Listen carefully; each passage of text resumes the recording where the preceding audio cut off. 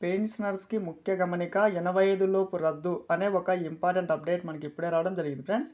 So, దానికి సంబంధించిన పూర్తి వివరాలు చూద్దాం. వీడియో స్కిప్ చేయకుండా చూస్తే నేను చెప్పే సమాచారం అర్థమవుతుంది.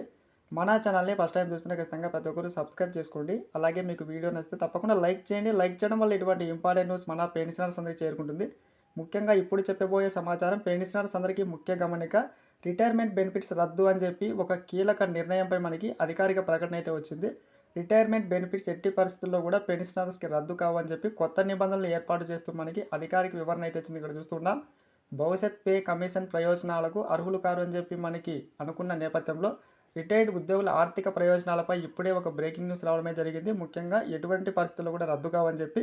సో, ఇప్పటి నుంచి మనకి కొత్తగా పెన్షన్ పెరగబోతూ ఉంది. అదేవిధంగా అన్ని బెనిఫిట్స్ కూడా అందించబోతున్నారు. ఇక్కడ చూస్తున్నాం.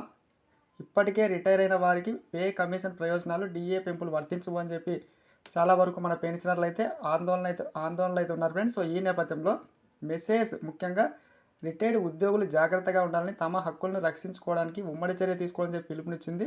సో, మీరెవరు ఆందోళన పడాల్సిన అవసరం అయితే లేదు. ఎందుకంటే దీనికి ఇప్పుడు కొత్త పే రివిజన్ కమిషన్ అయితే వస్తుంది కాబట్టి, సో, ఆ రివిజన్ ద్వారా మనకి అమౌంట్ పెరగబోతుంది. అయితే ముఖ్యమైన గమనిక ఏంటంటే డిసెంబర్ 31నే మనకి పెన్షన్స్ అయితే ఇవ్వబోతూ ఉన్నారు. సో, గత సంవత్సరం మాదిరి గమనించండి. ఇటువంటి న్యూస్ సబ్స్క్రైబ్ చేసుకోండి. Thanks for watching.